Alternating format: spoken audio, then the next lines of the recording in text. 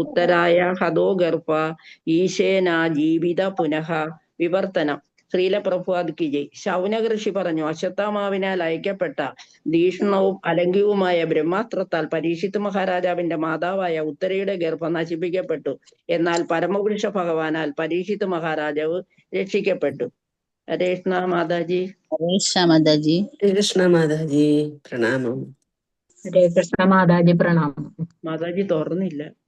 രാധമാതാജിയാണ് ഒരെണ്ണം സത്യജന്മ അധ്യായം 12 ശ്ലോകം 2.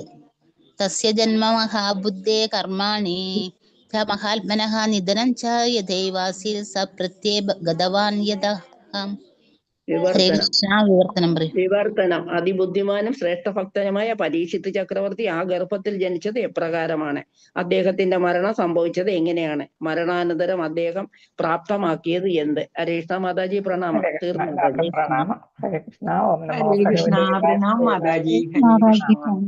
ഓം നമോ ഭഗവതേ വാസുദേവായ. നാരായണൻ നമസ്കൃത്യം നരം ചൈവ നരോത്തമം ദേവീം സരസ്വതിം വ്യാസം തതോ ജയമുദീരയേന സപ്രായേഷഭദ്രേഷു നിത്യം ഭാഗവത സേവയാ ഭഗവതി ഉത്തമ ശ്ലോകേ ഭക്തിർഭവതി നൈഷ്ഠികേ മൂകം കരോതി വാചാലം ഭംഗുലംഘയതേ ഗിരിം യത്കൃപാദമഹം വന്ദേ ശ്രീഗുരും ദീനതാരിണം ശ്രീചൈതന്യമീശ്വരം പരമാനന്ദമാധവം.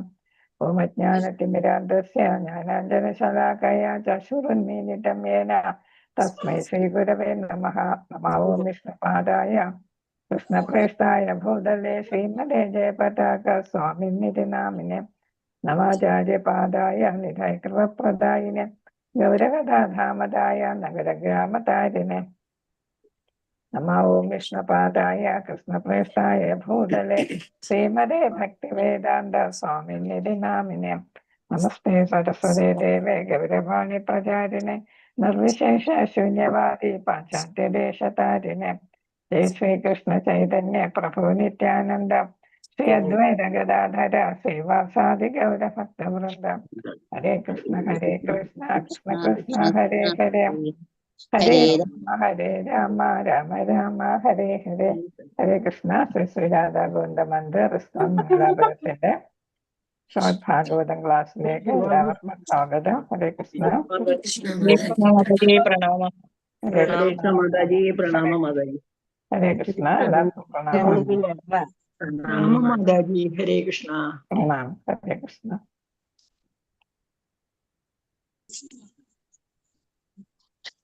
നാലാമത്തതാ പഠിച്ചുകൊണ്ടിരിക്കുന്നത് അല്ലേ? ഹരേ കൃഷ്ണ.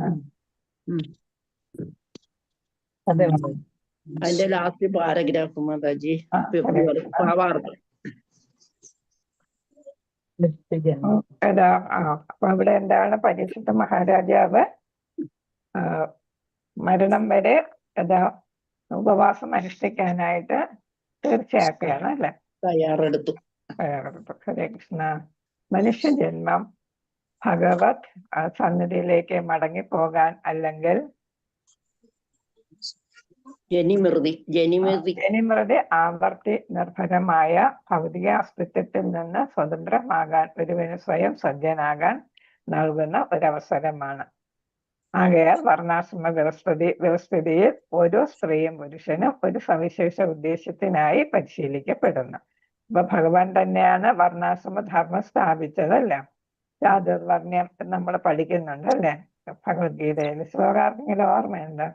ചാതുർവർണ്ണ്യം മയാ സൃഷ്ടം ഗുണകർമ്മ മറന്നുപോയില്ല. അപ്പൊ അത് നോക്കി പഠിച്ചോളൂ. ഹരേ കൃഷ്ണ. പഠിച്ചു മറന്നു പോകുമല്ലോ. പരീക്ഷ കഴിഞ്ഞല്ലേ? ഹരേ കൃഷ്ണ. പരീക്ഷ കഴിയുമ്പോ അതങ്ങ് കളയും, അടുത്തതിനകത്തോട്ട് പോകും. അപ്പൊ എന്താണ്?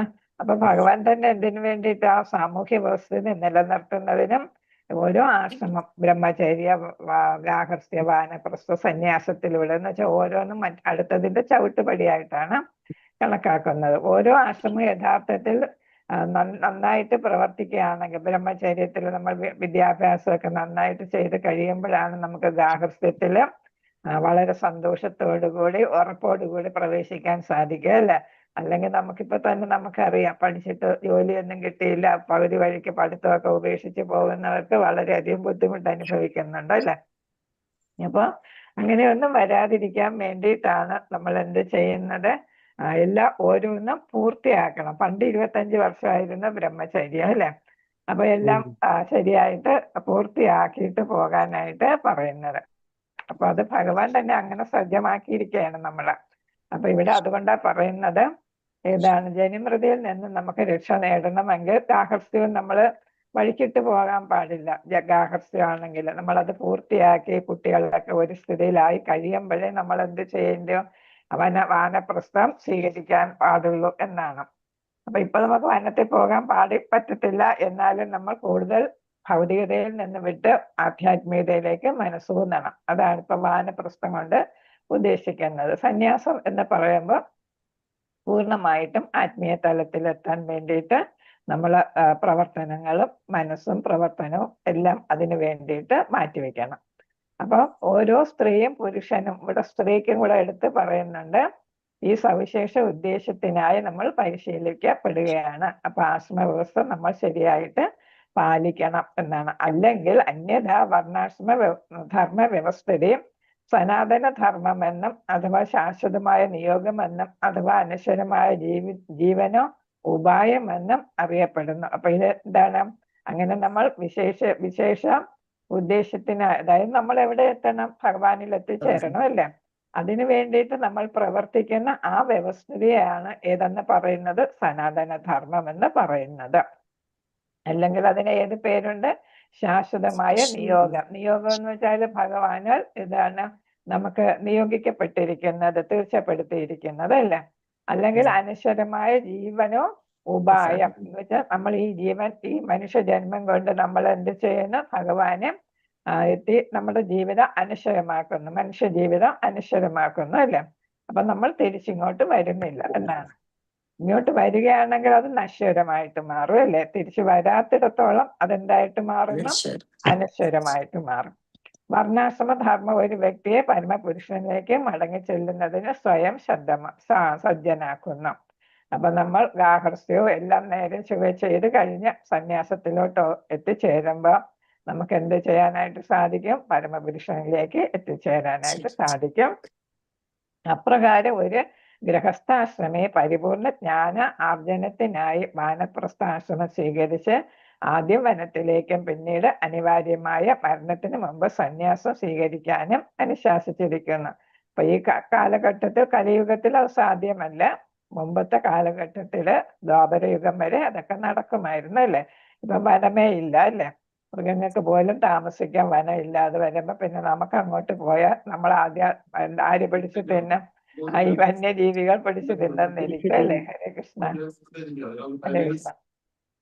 അപ്പോ നമ്മൾ എന്താണ്, ഈ 4 ആശ്രമ വ്യവസ്ഥയിലൂടെ കടന്നു പോകണം എന്നാണ് പറഞ്ഞിരിക്കുന്നത്. പരീക്ഷിത്ത് മഹാരാജാവ് ഭാഗ്യവാനായിരുന്നു. എന്തെന്നാൽ വരാൻ പോകുന്ന അനിവാര്യമായ മരണത്തെക്കുറിച്ച് 7 ദിവസങ്ങൾക്ക് മുമ്പ് തന്നെ അദ്ദേഹത്തിന് അറിയാൻ കഴിഞ്ഞു. അതായത് അനിവാര്യമായ മരണത്തെക്കുറിച്ച് 7 നാൾക്ക് മുമ്പ് തന്നെ മുന്നറിവ് ലഭിക്കാൻ തക്ക ഭാഗ്യവാനായിരുന്നു. അപ്പൊ നമുക്ക് മനുഷ്യർക്ക് ഏത് ജീവസത്തയ്ക്കും എപ്പം മരണം സംഭവിക്കുമെന്ന് പറയാൻ പറ്റത്തില്ല അല്ലേ. നമ്മൾ കണ്ടിരിക്കുന്ന ആളിനെ പിന്നെ കാണുന്നില്ല അല്ലേ. കുറച്ച് കഴിയുമ്പോൾ പറയും ആ ഉറക്കത്തിൽ മരിച്ചു പോയി എന്നൊക്കെ പറയല്ലേ. രാവിലെ ഉണർന്ന് നോക്കുമ്പോഴാണ്, മറ്റുള്ളവർ ഉണർന്ന് നോക്കുമ്പോഴായിരിക്കും ഒരാളവിടെ മരിച്ചിരിക്കുന്നത്. അപ്പൊ അങ്ങനെയാണ് നമുക്ക് അറിയാനായിട്ട് സാധിക്കത്തില്ല എപ്പോഴാണ് മരണം വരുന്നെന്ന്. എന്നാൽ അതേസമയം പരീക്ഷിത്ത് മഹാരാജാവ് ഭാഗ്യവാനായത് കൊണ്ട് മാനസികമായിട്ട് ശാരീരികമായിട്ടും ഒക്കെ ഉള്ള തയ്യാറെടുപ്പ് നടത്താനായിട്ട് അദ്ദേഹത്തിന് 7 ദിവസം കിട്ടി. ഏവർക്കും മരണം അനിവാര്യമെങ്കിലും സാമാന്യ ജനങ്ങൾക്ക് അഥവാ ഒരു സാധാരണ വ്യക്തിക്ക് അതേക്കുറിച്ച് മുന്നറിവ് ലഭിക്കാറില്ല. മൂഢന്മാർ സുനിശ്ചിതമായ മരണം എന്ന സത്യത്തെ വിസ്മരിക്കുകയും ഭഗവത്ധാമത്തിലേക്ക് പരമപുരുഷനിലേക്ക് മടങ്ങി ചെല്ലുകയെന്ന സ്വകർത്തവ്യ നിർവഹണത്തിന് സ്വയം സജ്ജനാകുന്നത് വീഴ്ച വരുത്തുകയും ചെയ്യുന്നു. അപ്പൊ നമുക്ക് എപ്പോഴും ഭൗതിക ചിന്തയുള്ളൂ അല്ലെ. പണം സമ്പാദിക്കണം, പ്രശസ്തനാകണം, അങ്ങനെയുള്ള കുടുംബം നന്നായിട്ട് കൊണ്ടുപോകണം, അവരെല്ലാം എത്തേണ്ടിടത്ത് എത്തിക്കണം എന്നൊക്കെയുള്ള, അതൊക്കെ കൊള്ളാം. പക്ഷെ അതിന്റെ കൂടെ നമ്മൾ എന്താണ്, ഗാർഹസ്ഥ്യം കഴിയാറാകുമ്പോൾ 50 വയസ്സാകുമ്പോൾ നമ്മുടെ ചിന്ത കൂടുതൽ ഭഗവാനിലേക്ക് മാറ്റണം എന്നുള്ളത്. അപ്പൊ നമ്മൾ എത്ര വയസ്സായാലും എങ്ങോട്ട് ചിന്തിക്കുന്നില്ല, ഭഗവാനെ കുറിച്ച് ചിന്തിക്കുന്നില്ല. നമുക്ക് ഒരു നാൾ മരണം വരും. നമ്മൾ മരണത്തിനെ കുറിച്ച് പറയുമ്പം ഒരാൾ മരിക്കുമ്പോൾ ആ ദിവസം നമുക്ക് എന്താണ് ഒരു മരണത്തിനെ കുറിച്ചുള്ള ഒരു ചിന്ത വരും. അപ്പൊ നമ്മൾ പറയും, ഓ ഇത്രയേ ഉള്ളൂ മനുഷ്യന്റെ കാര്യം എന്നൊക്കെ പറയുമല്ലേ, നമുക്ക് ഇതുപോലെ സംഭവിക്കും എന്നൊക്കെ പറയും. പിറ്റേ ദിവസം ആകുമ്പോൾ എല്ലാവരും അത് മറക്കും. നമ്മൾ ചിരഞ്ജീവിയാണെന്നുള്ള ചിന്തയിലായിരിക്കും പിന്നെ നമ്മുടെ പ്രവർത്തനങ്ങളൊക്കെ. അതെ, അതുകൊണ്ടാണ് വിഡ്ഢി എന്ന് പറയുന്നത് അല്ലെ. വിഡ്ഢികളാണ് ഇങ്ങനെ, മൂഢന്മാരാണ്. മരണം സുനിശ്ചിതമാണെങ്കിലും രാധമാതാജി മ്യൂട്ട് ചെയ്തോളൂ. മാതാജി കുഞ്ഞിന്റെ അടുത്ത് പറഞ്ഞ പറ്റത്തില്ലല്ലോ, അപ്പൊ മാതാജി മ്യൂട്ട് ചെയ്തിരുന്നോളൂ. ഹരേ കൃഷ്ണ. അപ്പൊ എന്താണ് നമ്മളെന്താണ്, നമുക്ക് മരണം സുനിശ്ചിതമാണ്, അത് നമ്മൾ മറന്നു പോകുന്നു. എന്നിട്ട് എന്താണ്, നമ്മൾ ഭഗവാനിൽ എത്തിച്ചേരേണ്ട കാര്യങ്ങളൊക്കെ മറന്നു പോയിട്ട് നമ്മൾ എന്ത് ചെയ്യുന്നു, ഒരു തയ്യാറെടുപ്പ് നടത്താതിരിക്കും. അപ്പോഴായിരിക്കും മരണം വന്ന് നമ്മളെ കൂട്ടിക്കൊണ്ടു പോകുന്നത് അല്ലെ. അപ്പൊ നമ്മൾ മരണത്തെ അവഗണിക്കുന്നു എന്നാണ്. അവർ അവരുടെ ജീവിതം തിന്നുക, കുടിക്കുക, ക്രീഡകളിൽ ഏർപ്പെടുക, ആനന്ദിക്കുക എന്നീ മൃഗപ്രവണതകളെ പാഴാക്കി കളയുന്നു. നമ്മളത് മൃഗത്തിന്റെ സ്വഭാവം പഠിച്ചു. എന്താണ്? തിന്നുക, കുടിക്കുക, മൈഥുന്യം, പിന്നെ ഏതാണ്? ഭയം അല്ലെ, ഭയം. ക്രീഡകളിൽ ഏർപ്പെടുക, ആനന്ദിക്കുക. നമ്മളല്ലാതെ പഠിച്ചിട്ടുണ്ട്. എന്താണ്? ഭക്ഷണം, ഭയം. ഇവിടെ മരണഭയമാണ് ഇവിടെ വരുന്നത്. അവർക്ക് മരണഭയം അങ്ങനെ, ഈ മരണഭയം അവർക്കുണ്ട്. മറ്റു ഉയർന്ന ജീവജാലങ്ങളെ കാണുമ്പോൾ അവർക്ക് പേടിയുണ്ടല്ലേ. അതുകൊണ്ടാണ് ആ ജീവികൾ നമ്മളിൽ നിന്നൊക്കെ ഓടി അകലുന്നത്. അപ്പൊ മൃഗങ്ങളെ പോലെയാണ് നമ്മൾ മനുഷ്യ ജീവിതം, ശ്രേഷ്ഠമായിട്ടുള്ള മനുഷ്യ ജീവിതം പാഴാക്കി കളയുന്നത്. ബ്രാഹ്മണീയ സംസ്കാരം, ഈശ്വര അവബോധം, ഗോ സംരക്ഷണം എന്നിവ പരിത്യജിക്കാനുള്ള പാപനിർഭരമായ ആഗ്രഹമാണ് കലിയുഗത്തിലെ ജനങ്ങൾ അത്തരം നിരുത്തരവാദപരമായ ജീവിതം സ്വീകരിക്കാനുള്ള പ്രധാന കാരണം. അപ്പൊ നമ്മൾ എന്ത് ചെയ്യുന്നു, നമ്മൾ ഭഗവാനിൽ എത്തിച്ചേരുന്ന കാര്യം മറന്ന് എന്ത് ചെയ്യുന്നു, ഈ ജീവിതം ആസ്വദിക്കുന്നു അല്ലെ. ചാർവക എന്ന് പറയുന്ന വിഭാഗം പറയുന്നത് ഇതാണ്, നമ്മൾ മരിച്ചു കഴിഞ്ഞാൽ ഒന്നും അവശേഷിക്കുന്നില്ല. മണ്ണിനോട്, പിന്നെ ഇതാണ് വായുവിനോട്, അങ്ങനെ പഞ്ചഭൂതങ്ങളെല്ലാം അതിന്റെ കൂടെ അങ്ങ് ചേരും, ഒന്നും അവശേഷിക്കുന്നില്ല, ആത്മാവൊന്നും എന്നില്ല എന്നാണ് പറയുന്നത്. അപ്പൊ എന്തുകൊണ്ട് പലരും പറയും ജീവിക്കാനുള്ള, അപ്പൊ ഇപ്പൊ നമ്മൾ എന്ത് ചെയ്യുക, അടിച്ചു പൊളിച്ച് ജീവിക്കുക എന്ന് പലരും പറയാറുണ്ട് അല്ലെ. അവരൊക്കെ എന്താണ്, ഭഗവാനിലൊന്നും വിശ്വസിക്കാത്തവരാണ്, അത്തീസ്റ്റുകളെന്ന് നമ്മൾ പറയും, അങ്ങനെയുള്ളവരാണ്. അപ്പൊ അവര് എന്ത് ചെയ്യുന്നില്ല, ബ്രാഹ്മണീയ സംസ്കാരത്തെയോ ഈശ്വര അവബോധത്തെയോ ഗോ സംരക്ഷണത്തെയോ ഒന്നും ചെയ്യുന്നില്ല, പരിപാലിക്കുന്നില്ല. ഇവയെല്ലാം പരിത്യജിക്കാനുള്ള പാപനിർഭരമായ ആഗ്രഹമാണ് അവർക്കുള്ളത്. അതുകൊണ്ട് എന്ത് ചെയ്യുന്നു, ഈ ജീവിതം അവരുടെ കർത്തവ്യങ്ങൾ നിറവേറ്റി, യഥാപോലെ വർണ്ണാശ്രമധർമ്മമൊക്കെ നിറവേറ്റി ഭഗവാനിൽ എത്തിച്ചേരാനുള്ള പാത ഒരുക്കാതെ അവരെന്ത് ചെയ്യുന്നു, അതിനെല്ലാം ഈ ജീവിതത്തെ കളഞ്ഞു കുളിക്കുന്നു. അതിന് ഉത്തരവാദി ഭരണകൂടമാണ് എന്നാണ് പ്രഭുപാദർ പറയുന്നത്. എന്നുവെച്ചാൽ നമ്മളെ നേരായ വഴിക്ക് നയിക്കേണ്ട ഭരണകൂടം അതിനൊന്നും മുൻഗണന നൽകുന്നില്ല. ഈ പറഞ്ഞ മൂന്ന് കാര്യങ്ങളെയും അഭിവൃദ്ധിപ്പെടുത്തുന്നതിനായി ഭരണകൂടം നികുതി ചുമത്തേണ്ടത്. അപ്രകാരം മൃത്യുവിന് സജ്ജരാകാനായി, മരണത്തെ വരവേൽക്കാനായി ജനതയ്ക്ക് പരിശീലനം നൽകേണ്ടതുമാകുന്നു. അപ്പൊ ശ്രീല പ്രഭുപാദർ പറയുന്നത് എന്താണ്, നമ്മളെല്ലാം തയ്യാറെടുക്കണം എന്നാണ് പറയുന്നത് അല്ലെ. തയ്യാറെടുക്കുക എന്ന് പറയുമ്പോൾ എന്താണ്, മരണം വരട്ടെ എന്ന് പറഞ്ഞ് നമ്മളിങ്ങനെ വെറുതെ ഇരിക്കുകയല്ല, ആശ്രമ വ്യവസ്ഥ അനുസരിച്ച് നമ്മൾ ജീവിക്കുക എന്നാണ് ഉദ്ദേശിക്കുന്നത് അല്ലെ. നമ്മുടെ സനാതന ധർമ്മം അനുസരിച്ച് നമ്മൾ ജീവിക്കുക. ഓരോരുത്തരും അവരവരുടെ കർത്തവ്യങ്ങൾ യഥാപോലെ നിറവേറ്റി ഭഗവാനെ സ്മരിച്ച് എല്ലാം ഭഗവാനിൽ അർപ്പിച്ച് കർത്തവ്യങ്ങൾ നിറവേറ്റുക. അർജുനൻ ചെയ്തതുപോലെ അല്ലെ. യുദ്ധം നടത്തിയത് ആർക്ക് വേണ്ടിയിട്ടായിരുന്നു? ഭഗവാന് വേണ്ടിയിട്ടായിരുന്നു അല്ലെ യുദ്ധം ചെയ്തത്. അതേപോലെ നമ്മളെല്ലാം ഭഗവാന് സമർപ്പിച്ച് ഓരോരുത്തരും അവരവരുടെ കർത്തവ്യങ്ങൾ നിറവേറ്റണം. ഗാർഹസ്ഥ്യത്തിലുള്ള ആളുകൾ ആണെങ്കിൽ എന്താണ്, ഗാർഹസ്ഥ്യ ജീവിതത്തിൽ എന്തെല്ലാം ചുമതലകളുണ്ടോ അതെല്ലാം യഥാപോലെ നിറവേറ്റണം. അങ്ങനെ അതിന് ആര് നേതൃത്വം നൽകണമെന്നാണ്? ഭരണകൂട നേതൃത്വം നൽകണം. മുമ്പ് രാജാക്കന്മാരും ചക്രവർത്തിമാരൊക്കെ ആയിരുന്നപ്പോ അവരാരായിരുന്നു? രാജർഷികളായിരുന്നു അല്ലെ. രാജാവ് അതേസമയം ഋഷിതുല്യരുമായിരുന്നു. അതുകൊണ്ട് അവര് സനാതന ധർമ്മത്തിന് മുൻതൂക്കം കൊടുത്തു. പരീക്ഷിത്തും ജയമേജയനും ഒക്കെ അങ്ങനെയായിരുന്നു ചെയ്തിരുന്നത് അല്ലേ. അപ്പൊ പാണ്ഡവ വംശത്തിൽ കുരുവംശത്തിലുള്ളവരെല്ലാം അങ്ങനെ ചെയ്തിരുന്നു. അപ്പൊ പിന്നീട് ഡെമോക്രസി വന്നപ്പോഴാണ് അതെല്ലാം താറുമാറായി പോയത്. അതുകൊണ്ടാണ് ഭരണകർത്താക്കൾ സനാതന ധർമ്മത്തെ നിലനിർത്തി അതിനെ സംരക്ഷിക്കുന്ന തരത്തിൽ ജനങ്ങളെ ഗൈഡ് ചെയ്യണമെന്ന് പ്രഭുപാദർ പറയുന്നത്. അല്ലാതെ നമ്മൾ മരണത്തെ വരിക്കാൻ എപ്പോഴും തയ്യാറായിട്ടിരിക്കണമെന്നല്ല ഇതുകൊണ്ട് ഉദ്ദേശിക്കുന്നത്. ഇന്ത്യ മഹാരാജ്യം ഉത്തമ ഭരണാധിപനായ പരീക്ഷിത്ത് മഹാരാജാവിന്റെ ദൃഷ്ടാന്തങ്ങളെ തീർച്ചയായും പിന്തുടരണം. അപ്പൊ മഹാരാജാവ് എന്താണ് എല്ലാം യഥാപോലെ നടത്തി. ഇപ്പം മരിക്കേണ്ട സമയമായപ്പോ എന്ത് ചെയ്തു, എല്ലാം മകനെ ഏൽപ്പിച്ചിട്ട് എന്ത് ചെയ്തു, ഇതാണ് ജലപാനം പോലും ചെയ്യാതെ മരണത്തെ വരിക്കാനായിട്ട്, വെറുതെ വരിക്കാനല്ല അല്ലെ, ഭഗവാനെ സ്മരിച്ചുകൊണ്ട് മരണത്തെ വരിക്കാൻ തയ്യാറായി എന്നാണ്. അത് മാനവ ജീവിതത്തിന്റെ പരമലക്ഷ്യമായ ദൈവരാജ്യം അഥവാ ഭഗവത്ധാമത്തെ കുറിച്ച് ഏതൊരു ധാരണയും ഇല്ലാത്ത ലൗകികതയിൽ അധിഷ്ഠിതമായ മറ്റു രാഷ്ട്രങ്ങളെ അനുകരിക്കുന്നതിനേക്കാൾ അത്യന്തം ശ്രേഷ്ഠതരമാണ്. അപ്പൊ ഏതാണ്, നമ്മൾ വെസ്റ്റേൺ കൺട്രീസിനെയാണ് എപ്പോഴും നമ്മൾ അനുകരിക്കാൻ നോക്കുന്നത്. നമുക്ക് ഉന്നതമായ ഒരു സംസ്കാരം ഇവിടെ ഉണ്ട്, അതിനെ നമ്മൾ മറന്ന് അതിനെ വകവയ്ക്കാതെ നമ്മൾ എന്ത് ചെയ്യുന്നു, പാശ്ചാത്യർ എന്ത് ചെയ്യുന്നു എന്ന് നമ്മൾ നോക്കുമല്ലേ. അപ്പൊ പാശ്ചാത്യർക്ക് ഏത് കാണത്തില്ല, നമ്മുടെ സംസ്കാരത്തിന്റെ ആ ഉയർന്ന ശ്രേഷ്ഠമായ സംസ്കാരത്തിനെ കുറിച്ച് അവർക്കറിയില്ല. പക്ഷെ അവരിപ്പോ നമ്മളെക്കാളും പഠിക്കുന്നുണ്ടല്ലേ. ഭാരതീയ സംസ്കാരത്തെ കുറിച്ച് പാശ്ചാത്യര് പഠനം നടത്തുന്നുണ്ട്. ബ്രിട്ടീഷുകാർ വന്നപ്പോഴും അവർ സംസ്കൃതമെല്ലാം സംസ്കൃത ഗ്രന്ഥങ്ങളെല്ലാം ഇംഗ്ലീഷിലും മറ്റു ഭാഷകളിലേക്കും എല്ലാം വിവർത്തനം ചെയ്യുകയൊക്കെ ഉണ്ടായി. അപ്പൊ അതേപോലെ തന്നെ ഓറിയന്റൽ സൊസൈറ്റി എന്നൊക്കെ പറഞ്ഞിട്ട് സ്ഥാപനങ്ങളൊക്കെ സ്ഥാപിച്ച് നമ്മുടെ സംസ്കൃത പഠനത്തെയൊക്കെ പ്രോത്സാഹിപ്പിക്കുകയും ചെയ്തിരുന്നു. എന്നാൽ നമ്മൾ അങ്ങോട്ടാണ് നോക്കിയിരിക്കുന്നത്. എപ്പോഴും നമ്മുടെ ദൃഷ്ടി എങ്ങോട്ടാണ്, പാശ്ചാത്യ രാജ്യങ്ങളിലേക്കാണ് അനുകരിക്കാൻ നോക്കുകയാണ് നമ്മൾ ചെയ്യുന്നത്. അപ്പൊ നമ്മുടെ സംസ്കാരത്തിന്റെ ശ്രേഷ്ഠത മനസ്സിലാക്കുന്നില്ല എന്നാണ്. ഭാരതീയ സംസ്കാരത്തിലെ ആദർശ പുരുഷന്മാരുടെ അധപ്പതനം ഇന്ത്യയിൽ മാത്രമല്ല വിദേശത്തുമുള്ള പൗര ജീവിതത്തിന്റെ അധപ്പതനത്തിന് വഴിയൊരുക്കി. അപ്പൊ നമ്മുടെ അധപ്പതനം എന്താണ്, നമ്മളെ കണ്ടാണ് പലരും പഠിക്കുന്നത്. പറയുന്നത് ജീസസ് ക്രിസ്തു ഹിമാലയ താഴ്വാരങ്ങളിൽ പഠനം നടത്താൻ എത്തിയിരുന്നു എന്നാണ് പറയുന്നത്.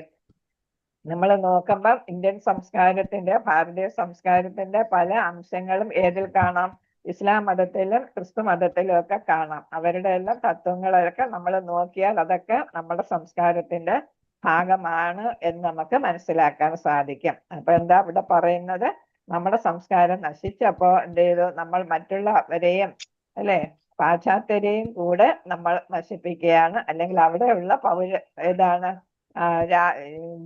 നമ്മുടെ ഭാരതീയരെയും എല്ലാം നശിപ്പിക്കുകയാണ് ചെയ്തത് എന്നാണ് പറയുന്നത്. ഹരേ കൃഷ്ണ.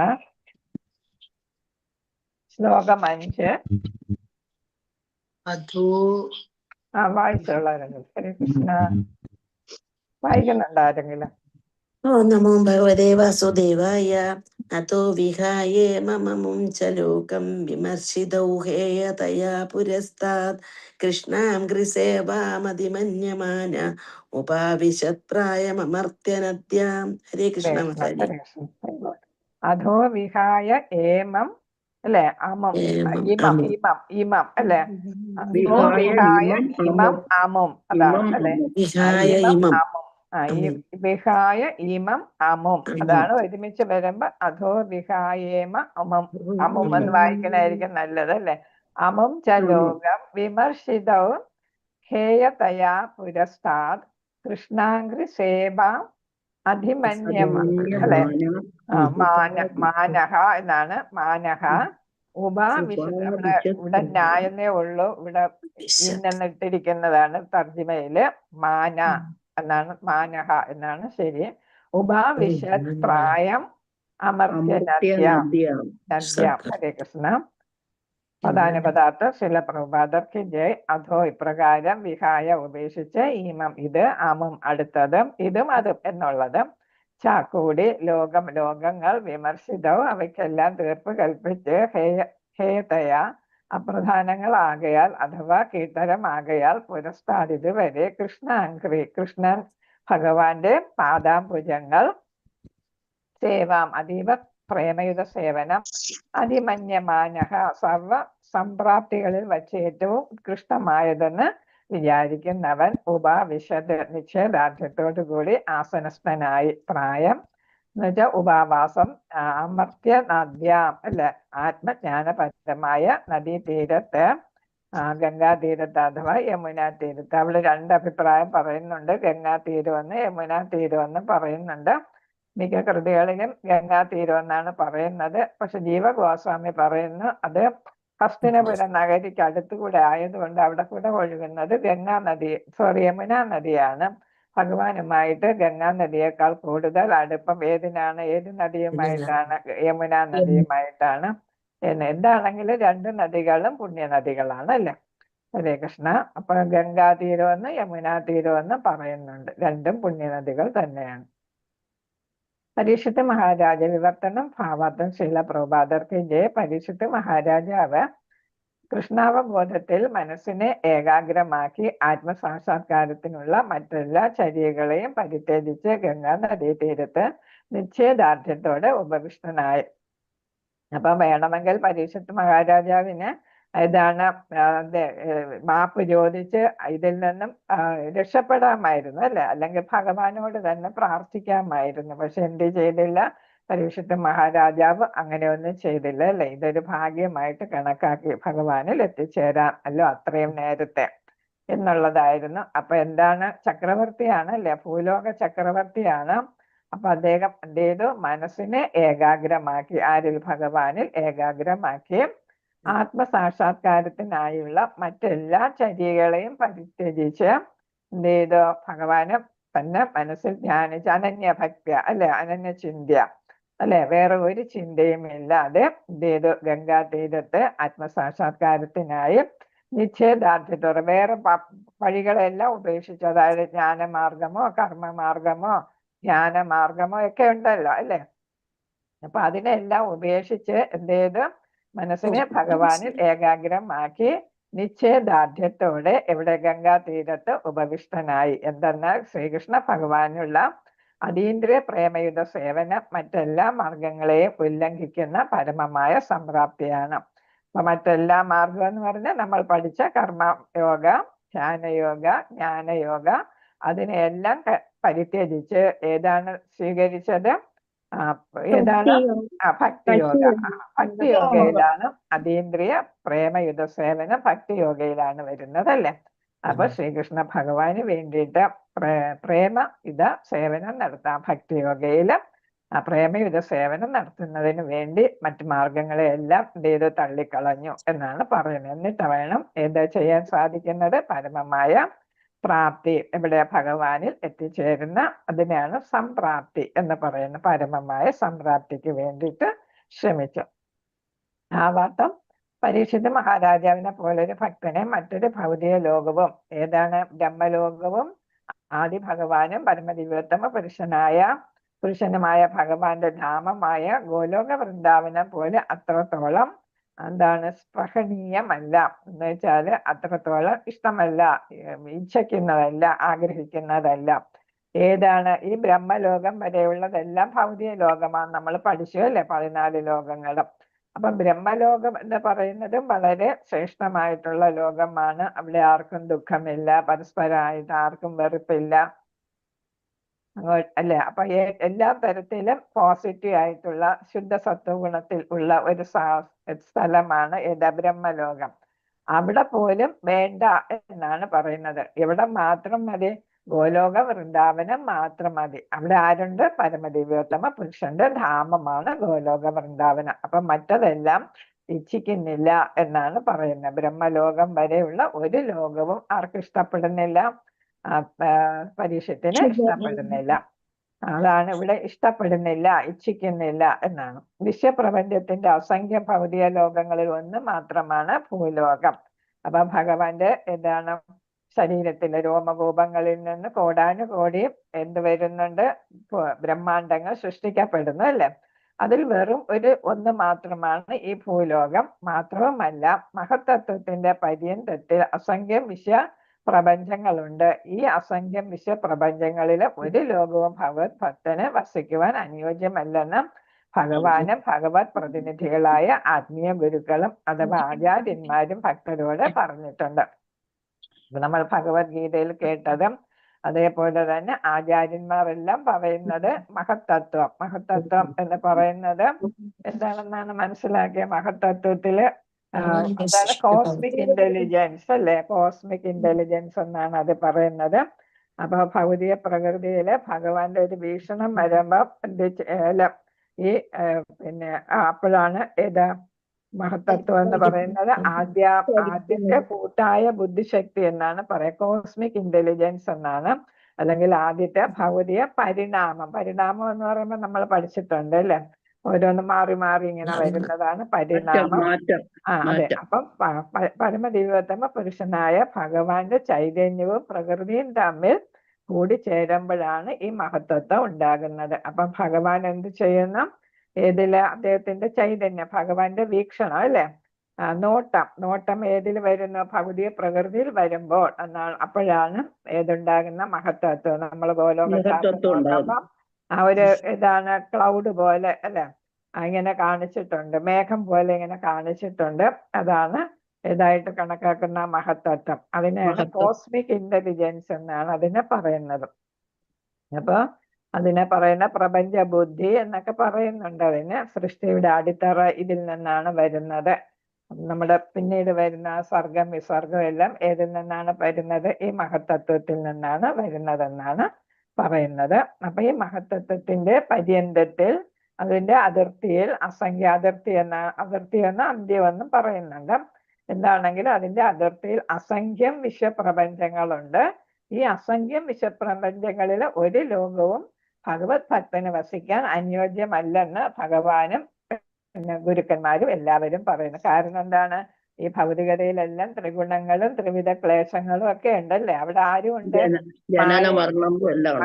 മരണമുണ്ട്. മായയുടെ സ്വാധീനം ഇവിടെ കാണും അല്ലേ, മായയുടെ സ്വാധീനം കാണാം. അപ്പൊ മായയുടെ സ്വാധീനം ഉള്ളിടത്ത് ആർക്ക് വസിക്കാൻ യോഗ്യമെല്ലാം ശുദ്ധ ഭക്തന്മാർക്ക് അല്ലെ, ഭക്തന്മാർക്ക്. അതുകൊണ്ടാണ് ഗുരുക്കന്മാരും എല്ലാം പറയുന്നത് നമ്മൾ എന്താണ്, ഈ ഭൗതിക പ്രപഞ്ചത്തിൽ നിന്ന് നമ്മൾ മോചനം നേടണം. ഇത് ദുഃഖാലയം എന്ന് നമ്മൾ പഠിച്ചല്ലേ. അപ്പൊ ഇവിടെ പറയുന്ന ഭഗവാന്റെ സേവകനായോ മിത്രമായോ മാതാപിതാക്കളായോ കാമുകയായോ ഭവനത്തിലേക്ക് പരമപുരുഷനിലേക്ക് അസംഖ്യം വൈകുണ്ഠ ലോകങ്ങളിൽ ഏതെങ്കിലും ഒന്നിലേക്ക്, അല്ലെങ്കിൽ ശ്രീകൃഷ്ണ ഭഗവാന്റെ ലോകമായ ഗോലോക വൃന്ദാവനം മടങ്ങിച്ചെല്ലാൻ എപ്പോഴും ആഗ്രഹിക്കുന്നവരാണ് ഭക്തർ. ഇതേത് 4 ഭാവത്തിൽ നമ്മൾ പോകും. 5 ഭാവം പറയുന്നുണ്ട്, പ്രൈമറി ആയിട്ട് 5 ഭാവങ്ങൾ പറയുന്നുണ്ട്.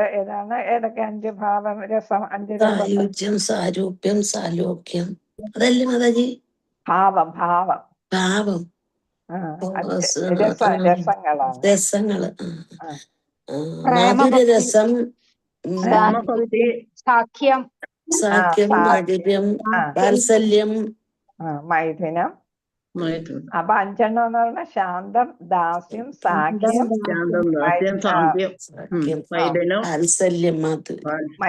വാത്സല്യം, മൈഥുന അല്ലെ. അതിൽ ഏറ്റവും പ്രശസ്തമായിട്ടുള്ള ശ്രേഷ്ഠമായിട്ടുള്ളത് മൈഥുനമാണ് അല്ലെ, ഗോപികമാരും രാധാറാണിയുമായിട്ടുള്ള അടുപ്പം.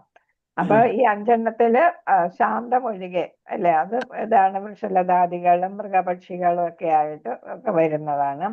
അപ്പൊ ബാക്കി 4 രീതി, അതാണ് സേവകൻ, മിത്രം, മാതാപിതാക്കൾ, കാമുകി അല്ലെ.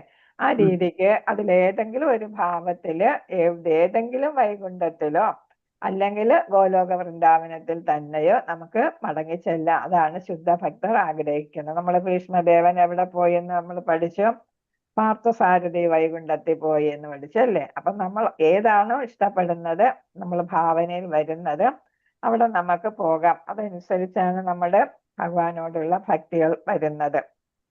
ഭാവഭക്തി, പ്രേമഭക്തി അല്ലെ, ഭക്തിരസാമൃതസിന്ധു നമ്മൾ പഠിച്ചതാണ്. അപ്പൊ നമ്മൾ നമുക്ക് ഏതെങ്കിലും വൈകുണ്ഠത്തിൽ പോകാം, അല്ലെങ്കിൽ ധാമത്തിൽ തന്നെ പോകാം. മഹത്തത്വത്തിനകത്ത് കാരണസാഗരത്തിനക്കരെ പരവ്യോമം എന്ന ആത്മീയ ആകാശത്തിൽ ഈ ലോകങ്ങളെല്ലാം ശാശ്വതമായി നിലകൊള്ളുന്നു.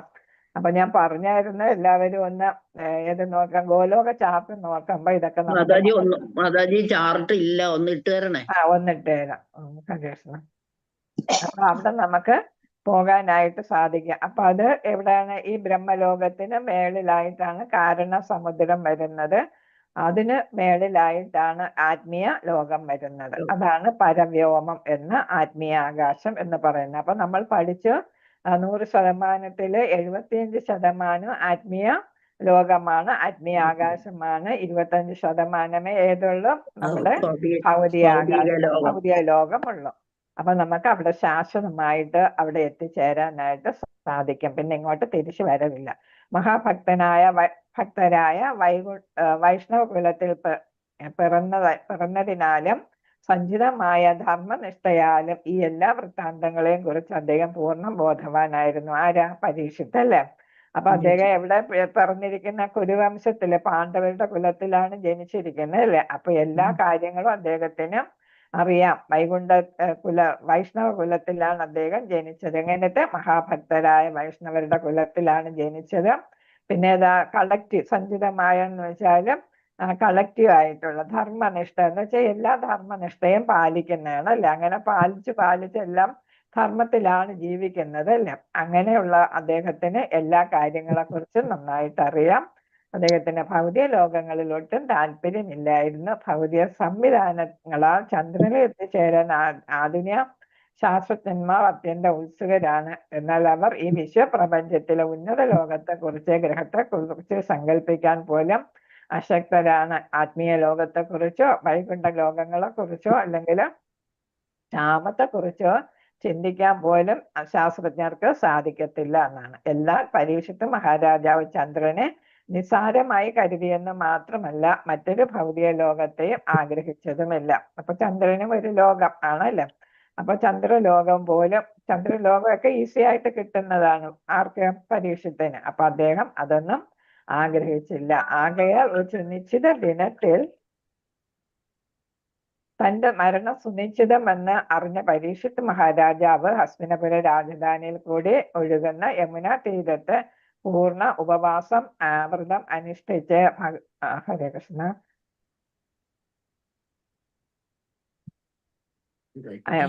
നിശ്ചയദാർഢ്യമുള്ളവനായി തീർന്നു എന്നാണ്. അപ്പൊ അവിടെ എന്ത് ചെയ്തു? ഗംഗാ നദി, അവിടെ യമുന നദി എന്നാണ് പറഞ്ഞിരിക്കുന്നത്.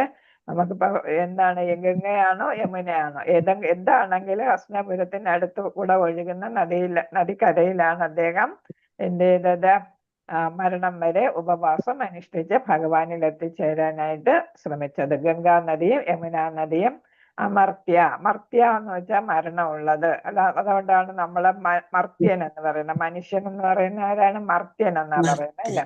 അതായത് മരണമുള്ളവൻ എന്നാണ്. അപ്പൊ ഇവിടെ അമർത്യ എന്ന് വെച്ചാല് എന്താണ്? അതീന്ദ്രിയം, ആത്മജ്ഞാനപരവുമായ എന്ന് വെച്ചാൽ ശാശ്വതമായ, മരണമില്ലാത്ത, ഇന്ദ്രിയത്തിന് അതീതമായ നദികളാണ് ഏതാ? ഗംഗയും യമുനയും. എന്നാലും താഴെ പറയുന്ന കാരണങ്ങളാൽ യമുന നദി അത്യന്തം പരിശുദ്ധി അല്ലെങ്കിൽ ദിവ്യത്വം ഉള്ളതാകുന്നു. രണ്ട് നദിയും പുണ്യനദികളാണ്. എന്നാൽ യമുന നദിയെ കുറിച്ച് ജീവഗോസ്വാമി അടുത്ത ശ്ലോകത്തില് അത് പറയുന്നുണ്ട്. കൂടുതൽ ശ്രേഷ്ഠത യമുന നദിക്കെന്ന് സ്ഥാപിക്കുകയാണ് ജീവഗോസ്വാമി ചെയ്യുന്നത്.